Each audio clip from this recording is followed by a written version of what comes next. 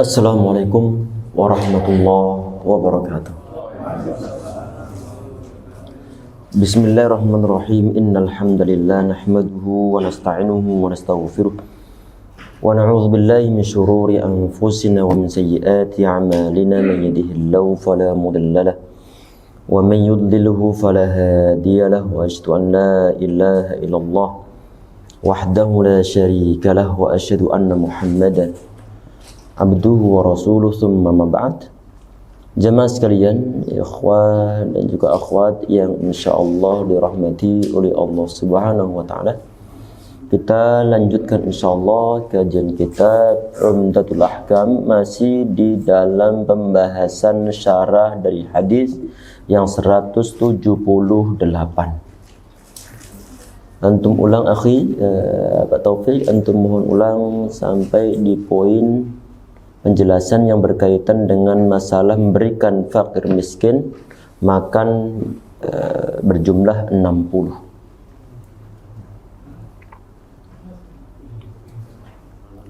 Yang udah ketemu yang ada tentang fakir miskin yang dikasih makan 60. Halaman berapa? Udah ketemu?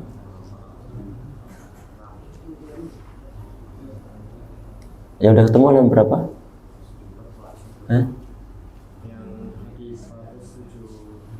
8. Iya. Itu 9. Mungkin beda namanya, beda penomorannya, cuma pembahasan tentang masalah fakir miskin yang kemarin melanggar.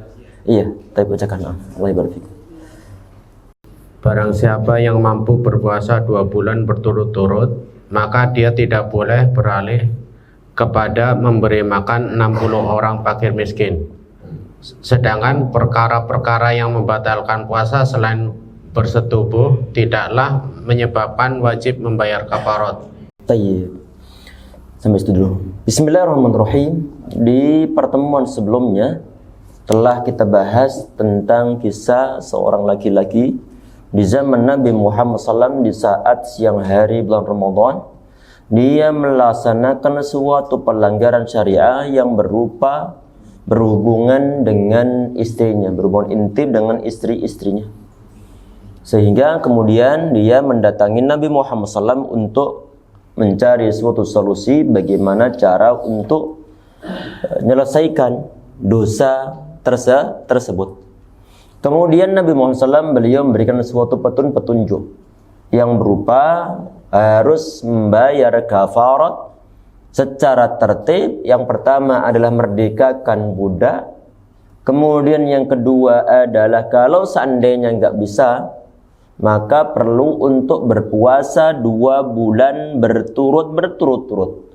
Kalau toh nggak bisa pula, maka baru boleh untuk bersedekah atau membayar kafarah berupa memberikan fakir miskin sebanyak 60. Tapi ini adalah yang telah kita bahas di pertemuan sebelumnya. Tadi sampaikan dibacakan juga tadi bahwa selain pelanggaran ini, selain pelanggaran berupa hubungan intim suami dengan istrinya di saat bulan Ramadan, maka pelanggaran yang membatalkan puasa yang lainnya tidak ada yang bayar kafarat. Nggak ada yang bayar kafarat. Berarti hanya sebatas perlu untuk tobat kepada Allah SWT. Kalau toh misalnya dia batal puasanya bukan karena uzur, maka perlu bertaubat kepada Allah SWT. Di samping itu perlu untuk mengqadha puasanya. Berapa jumlah puasa yang telah dia batal saat itu. Sedang untuk bayar kafarat hanya berlaku untuk pelanggaran berhubungan intim suami istri di saat siang hari bulan Ramadan. Yang perlu untuk dijelaskan di sini jemaah tentang siang hari bulan Ramadan di sini ini. Ini bahasanya adalah bahasa harfi nahar Ramadan. Siang hari bulan Ramadan. Maksudnya bukan di saat siang berhubungan intim kemudian baru melanggar. Kemudian kalau pagi nggak melanggar. Misalnya dia berhubungan intim di saat jam 8 ataupun jam 7. Kemudian dia bilang anak nggak melanggar karena dia yang dibilang melanggar kan di saat siang hari bulan Ramadan. Sedangkan saat ini baru pagi hari. Yang perlu untuk dijelaskan di sini, istilah nahar Untuk yang semacam ini jamaah sekalian, itu adalah rentang waktu dari mulai kita itu sudah habis masa untuk boleh makan sahur, artinya sudah masuk adzan sholat subuh sampai terbenamnya matahari. Maka dari masa itu sampai terbenamnya matahari, maka itu terbilang sebagai nahari Ramadan. Sehingga hubungan intim yang terjadi di rentang waktu tersebut, di saat terjadi di bulan Ramadan, maka termasuk di antara pelanggar dalam hal ini perlu untuk bayar kafarat yang sangat berat ini. Baik, lanjut. Demikian halnya bersetubuh di saat puasa di selain bulan Ramadan tidak wajib membayar kafarat, karena kafarat itu dibayarkan untuk kehormatan bulan Ramadan yang dilanggar. Iya, begitupun berhubungan intim selain di bulan Ramadan, maka tidak ada kafarat di sana. Tadi pada sebelumnya bahwa wairul wat'i, selain berhubungan intim laki-laki seorang suami sama istri-istrinya, selain itu selain yang dikerjakan di saat siang hari bulan Ramadan, maka tidak ada kewajiban untuk bayar kafarat. Begitupun puasa-puasa yang lainnya yang dikerjakan bukan di saat bulan Ramadan. Misalnya antum puasa sunnah, ataupun bahkan mungkin puasa qadha untuk beberapa hari bulan Ramadan yang telah lalu. Memiliki hutang puasa 6 hari. Di saat kemudian dikerjakan di saat bulan Syawal, kemudian terjadi suatu pelanggaran ini, berhubungan intim suami istri, maka di situ tidak ada suatu membayar kafarat. Hanya tinggal nanti ditaubatin. Kenapa kok ditaubatin? Karena ini orang dia membatalkan ibadah wajibnya. Di samping itu pula perlu untuk mengganti hari tersebut dengan puasa di lain hari. Untuk yang sunnah ini enggak ada suatu pertobatan tersendiri. Hanya nanti dia tidak mendapatkan pahala puasa sunnahnya. Karena kenapa? Karena dia telah membatalkan puasanya dengan berhubungan dengan istrinya. Sehingga jemaah sekalian, dalam poin ini bahwa untuk selain puasa di bulan Ramadan, kemudian berhubungan intim dengan istrinya, tidak ada suatu hukuman yang berupa membayar kafarat. Karena kenapa? Alasan ini li'annal kafarata li hurmati zaman Ramadan. Karena bayar kafarat itu adalah karena kehormatan bulan suci Ramadan. Allah menghormati bulan Ramadan. Allah menciptakan bulan Ramadan adalah bulan yang mulia dan Allah mewajibkan sesuatu untuk dilaksanakan, yaitu berpuasa di bulan Ramadan. Sehingga di saat ada orang dia itu melanggarnya, maka dia sama sekali tidak menghormati bulan Ramadan. Baik. Lanjut. Demikian halnya bersetubuh di saat mengqadha puasa Ramadan tidak wajib membayar kafarat. Akan tetapi dia tetap berdosa jika bersetubuh di saat puasa wajib. Sedangkan dia di saat puasa sunnah dia tidak berdosa. Iya, tadi yang tadi sampaikan bahwa kalau misalnya ada orang dia punya hutang puasa 5 hari atau 4 hari, maka dia perlu untuk mengqadha puasanya. Misalnya dia mau mengqadha di saat bulan Dzulqa'dah 4 hari ataupun 5 hari tersebut. Di saat dia sedang berpuasa, kemudian terjadi suatu pelanggaran. Dia berhubungan intim dengan istri-istrinya. Maka di saat pelanggaran tersebut di bulan Dzulqa'dah, maka tidak ada suatu kewajiban untuk bayar kafarat. Tapi dia perlu untuk taubat kepada Allah SWT. Karena dia berdosa. Karena kenapa? Karena dia mengcancel ibadah wajibnya. Kecuali mungkin di sini ibadahnya ibadah sunnah, maka tidak ada suatu dosa. Allahu a'lam. Lanjut. Di dalam hadis di atas terdapat penjelasan bahwa bersetubuh di siang bulan Ramadan mengandung dosa yang sangat besar. Karena Rasulullah Shallallahu Alaihi Wasallam telah menetapkan perkataan orang itu, aku telah binasa. Tayyib. Kita perhatikan di sini. Tadi berhubungan intim suami istri di saat siang hari bulan Ramadan, maka merupakan suatu dosa besar. Sehingga hukumannya pun besar. Karena kenapa? Karena Nabi Muhammad SAW beliau tidak mengkritisi tentang istilah yang digunakan oleh laki-laki ini. Laki-laki ini di saat dia mendatangi Nabi Muhammad SAW, dia mengatakan halaktu, aku telah binasa. Kalau toh istilah yang digunakan laki-laki ini adalah suatu istilah yang mungkar ataupun yang salah, Nabi Muhammad beliau akan menegurnya. Berhubung Nabi Muhammad SAW beliau nggak menegurnya, berarti beliau benarkan perkataan laki-laki ini. Karena kenapa? Karena ada suatu perbuatan yang dosanya sangat besar dikerjakan oleh laki-laki ini. Sehingga laki-laki ini di saat menggunakan istilah halaktu aku binasa, Nabi Muhammad SAW beliau membiarkan istilah tersebut. Karena kenapa? Karena pada hakikatnya ini adalah suatu pelanggaran yang berat. Dosanya pun adalah dosa yang berat, dosa yang besar. Sehingga kemudian berhubung laki-laki ini dia ingin untuk bertaubat kepada Allah SWT.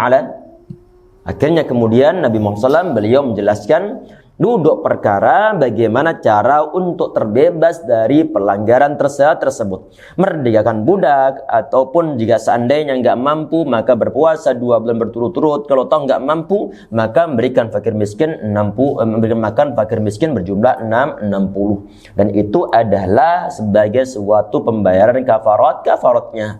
Nah, lanjut. Perkataan Abu Hurairah radhiyallahu anhu, maka Rasulullah Shallallahu Alaihi Wasallam terdiam.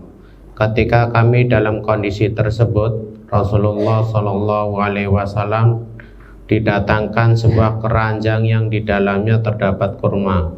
Al-araq adalah keranjang yang terdapat memuat 15 sok, yaitu az-zibil dan az-zibil. Semuanya adalah dialek yang dapat digunakan. Beliau bersabda, manakah orang yang bertanya tadi, yaitu tentang apa yang wajib dia lakukan disebabkan perbuatannya itu. Dia berkata, aku di sini. Beliau bersabda, ambillah ini dan bersedekahkanlah dengannya. Tayyib, sebentar dulu kita perhatikan. Tadi disampaikan di potongan hadis-hadisnya. Setelah laki-laki ini, dia itu sehabis Nabi Muhammad SAW beliau nyuruh untuk merdekakan budak, ternyata laki-laki ini nggak mampu. Kemudian disuruh untuk puasa 2 bulan berturut-turut, laki-laki ini pun nggak bisa. Kemudian disuruh untuk bersedekah, ternyata dia nggak punya duit untuk sedekahkan. Akhirnya kemudian Nabi Muhammad beliau terdiam. Ini yang sampai poin ini. Tidak selang lama ada orang memberikan satu keranjang kurma, ataupun mungkin nama tempat yang disebut Zambil ataupun Zabil ini. Diberikan kepada Nabi Muhammad sallallahu alaihi wasallam. Kemudian Nabi Muhammad SAW beliau nanya, "Aina sa'il?" Tadi orang yang nanya tadi mana? Nanya tentang masalah bagaimana jalan keluar untuk pelanggaran kafarat, pelanggaran dosa-dosa ini. Lanjut, kemudian lagi dia bilang, ana Rasul ya Rasulullah. Kemudian Nabi Muhammad mengatakan, khudh hada fatasaddaq. Ente ambil ini kemudian bersedekahlah. Berarti Nabi Muhammad beliau memberikan suatu pemberian yang berupa kurma tadi itu diberikan kepada laki-laki ini untuk disedekahkan kepada orang lain. Nah, lanjut. Yaitu sebagai kafarat untukmu. Ketika dia melihat keranjang itu, dia menginginkannya seraya berkata, kepada orang yang lebih fakir daripadaku, wahai Rasulullah, demi Allah tidak ada di antara 2 bukit yang dia maksud 2 gunung, penghuni rumah yang lebih fakir daripada penghuni rumahku. Iya, setelah dia melihat ada satu keranjang kurma, kemudian dia berharap.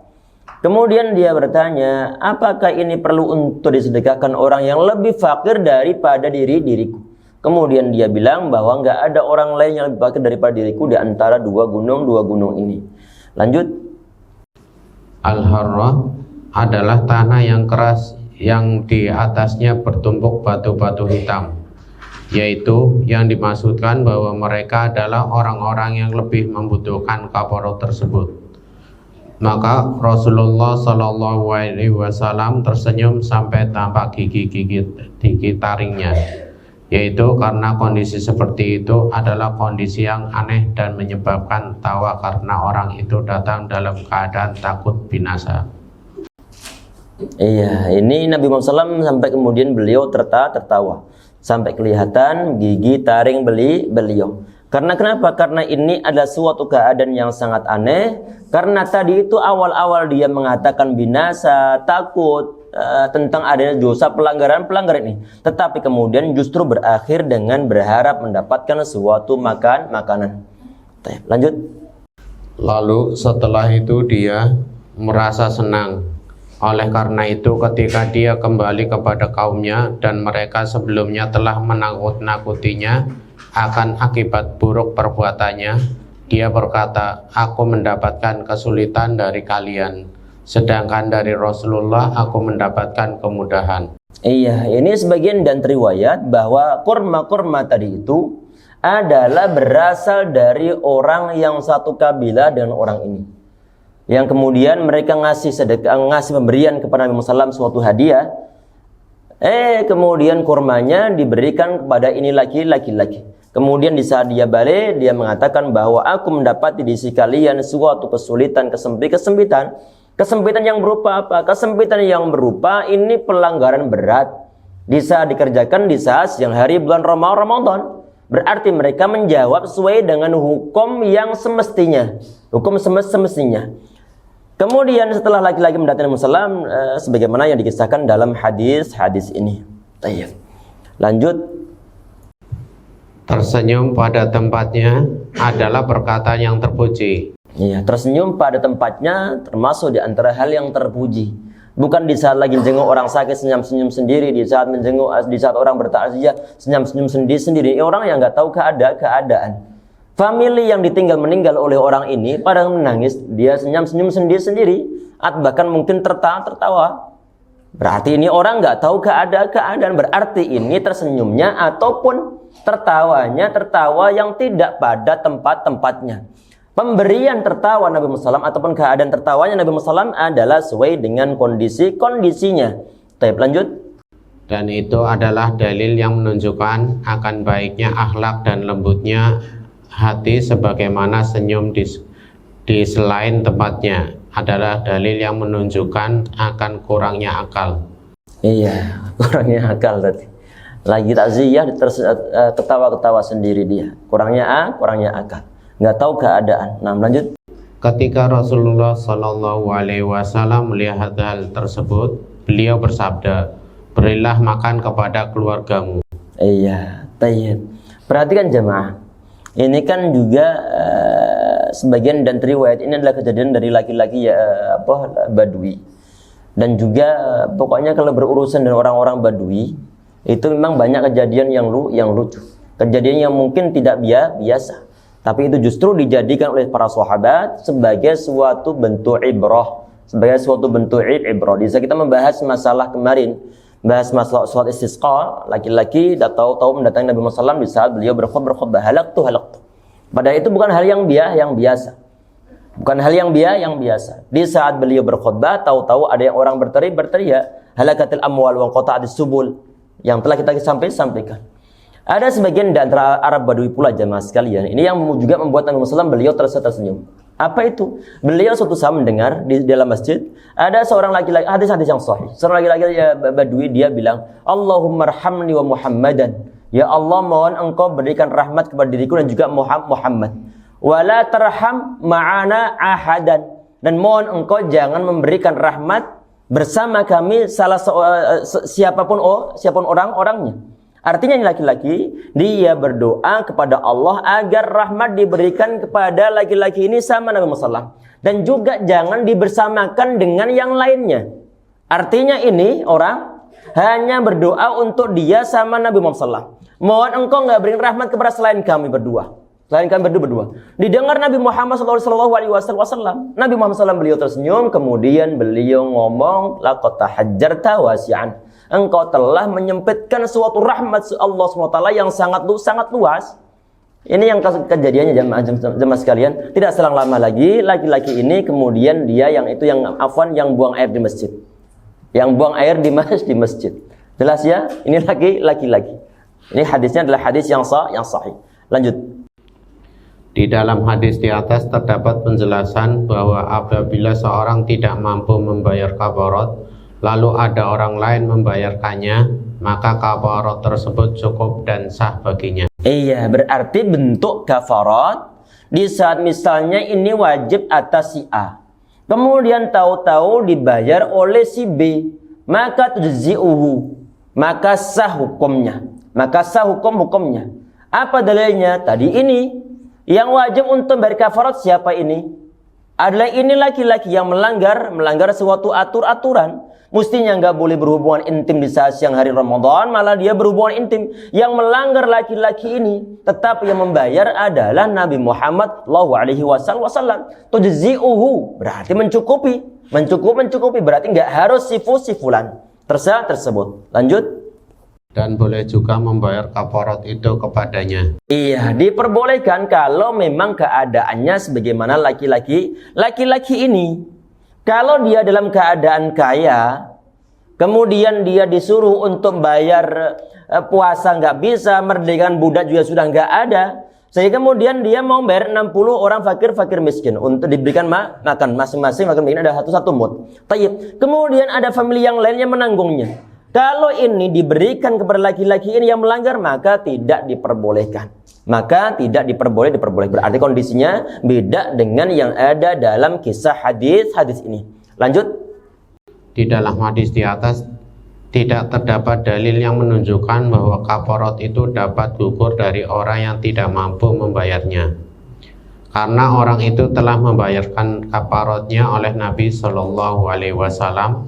Hukum kafarat sama dengan. Perhatikan, di dalam hadis ini tidaklah bisa disimpulkan bahwa kalau ada orang ada kewajiban untuk bayar kafarat, tidak ada kesimpulan gugur kewajibannya. Anak ulang, kalau ada seseorang yang dia itu berkewajiban untuk membayar kafarat, kemudian dia tidak bisa untuk bayar, maka haji ini tidak bisa disimpulkan gugur kewajiban bayar kafaratnya. Karena kenapa? Nabi Muhammad SAW beliau membayarkannya, nggak bilang ente nggak perlu membayar kafarat.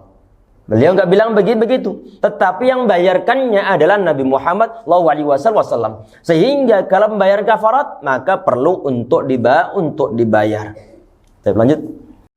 Hukum kafarat sama dengan hukum hutang-hutang yang lainnya, yaitu dia tidak dapat gugur karena ketidakmampuan kecuali dengan pengguguran dari pihak pemilik hutang. Iya, tapi berarti kalau hutang akan dibawa mati selama yang menghutangi tidak membebaskan hutangnya, ataupun mungkin tidak ada pihak lain yang membayarkan hutangnya.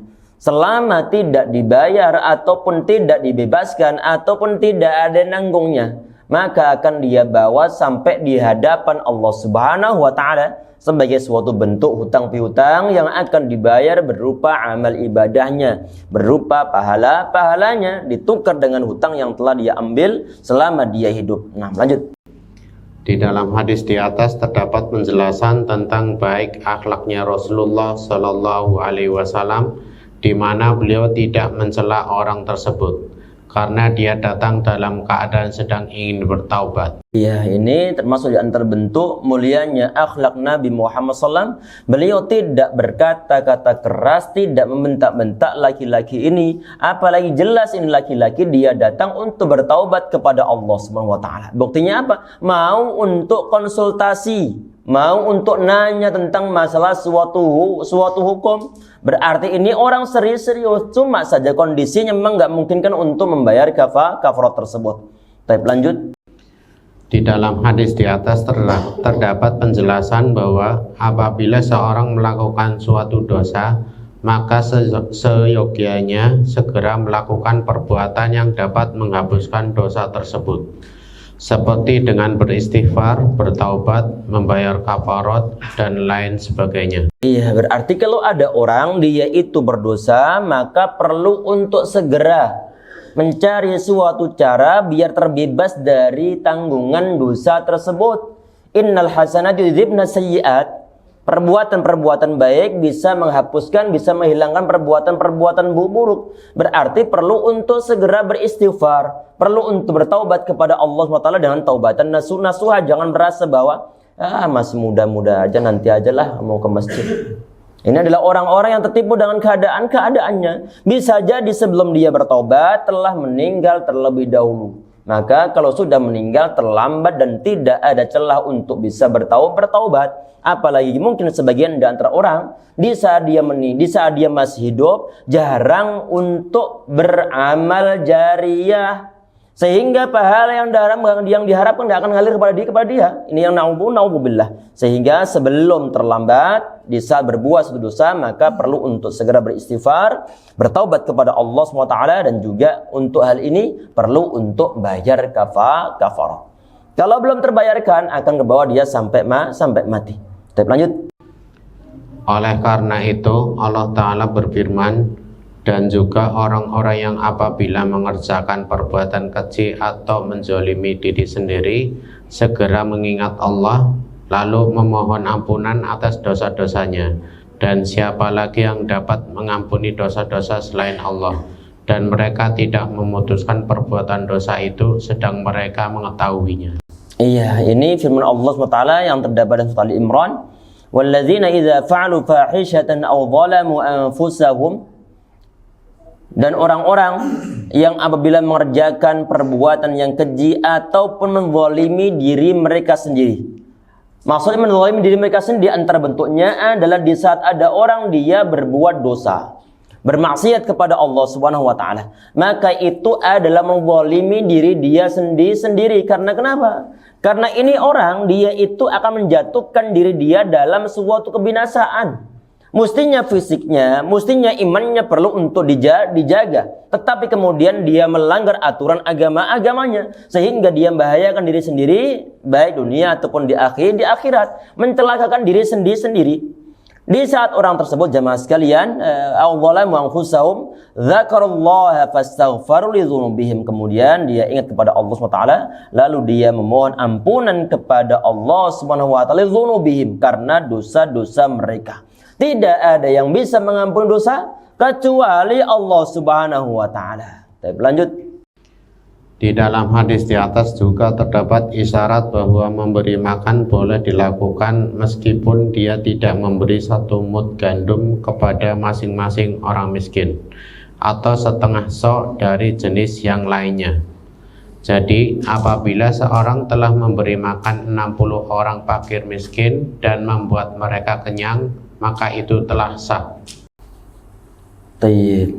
Ini berkaitan dengan masalah yang kemarin sempat ditanyakan sebagian di antara jamaah, berkaitan dengan masalah apakah istri di saat dia itu berhubungan intim dengan suaminya di saat siang hari bulan Ramadan, apakah perlu untuk membayar kafarat ataukah tidak?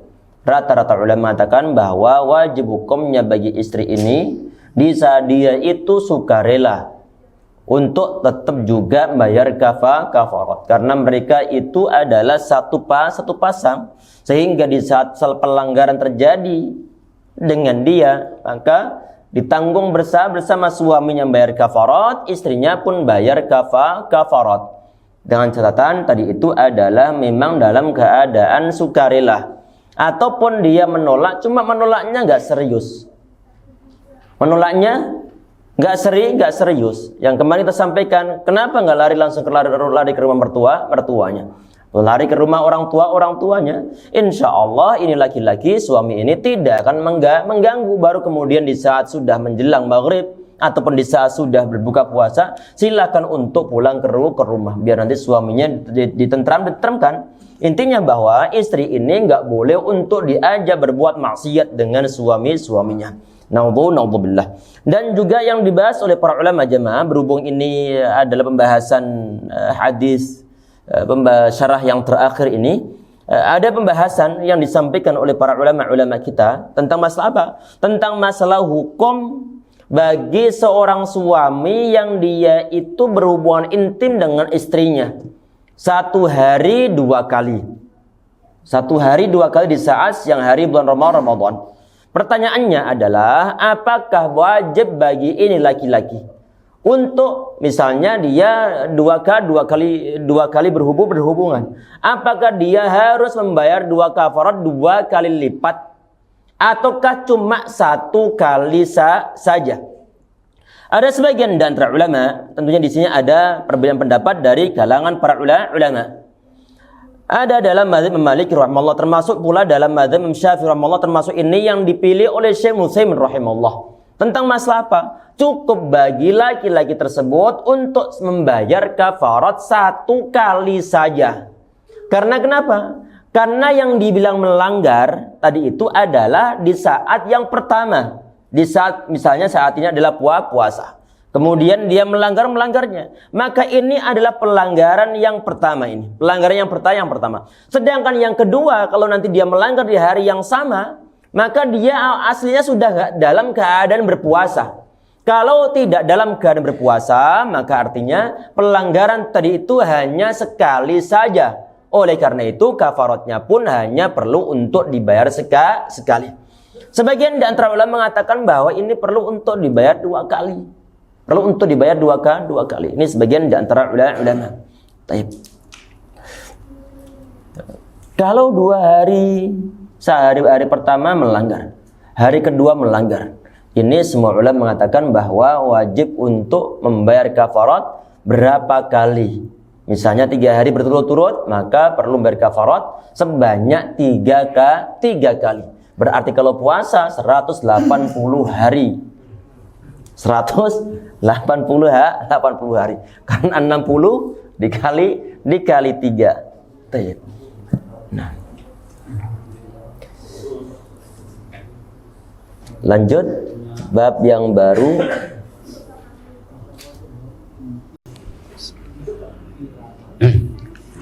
Bab puasa di dalam safar, perjalanan dan lain sebagainya. Hadis 180. Dari Aisyah radhiyallahu anha bahwasanya Hamzah bin al-Aslami radhiyallahu anhu bertanya kepada Rasulullah sallallahu alaihi wasallam, apabila aku boleh berpuasa di dalam safar perjalanan dan dia adalah orang yang sering berpuasa, maka beliau menjawab, jika kamu mau kamu boleh berpuasa, dan jika kamu mau kamu boleh berbuka. Iya, ini seorang sahabat bernama Hamzah bin Amr al-Aslami radhiyallahu anhu. Beliau ini adalah orang yang sering berpuasa. Kemudian beliau ini timbul suatu masalah. Tentang masalah apa? Di saat berpuasa dan dia dalam kondisi safar. Untuk mencari suatu jawaban, beliau nanya kepada Nabi Muhammad SAW, "Asumu fi safar ya Rasulullah?" Apakah ana perlu untuk berpuasa di saat sedang safar? Nabi Muhammad beliau mengatakan, "In syi'ta fasum, wa in syi'ta fa'aftir." Kalau engkau mau silakan untuk berpuasa. Kalau engkau mau pula silakan untuk tidak berpuasa. Berarti bersifat fleksibel, asalkan safarnya di situ adalah safar-safar yang diperbolehkan untuk mengqashar salat, maka boleh untuk berpuasa ataupun tidak berpuasa. Berarti bersifat opsional. Kalau toh misalnya keadaannya itu adalah untuk puasa Ramadan, maka kalau di saat dia bersafar kemudian dia tidak berpuasa, fa'iddatu min ayyamin ukhar, maka perlu untuk diganti, diqadha di hari yang lainnya. Bukan disuruh untuk enggak puasa, dibolehin untuk enggak puasa, kemudian enggak perlu untuk ganti, enggak. Tetapi adalah wajib hukumnya untuk mengganti di hari yang lainnya. Kapan? Tentunya selain Ramadan. Tapi lanjut.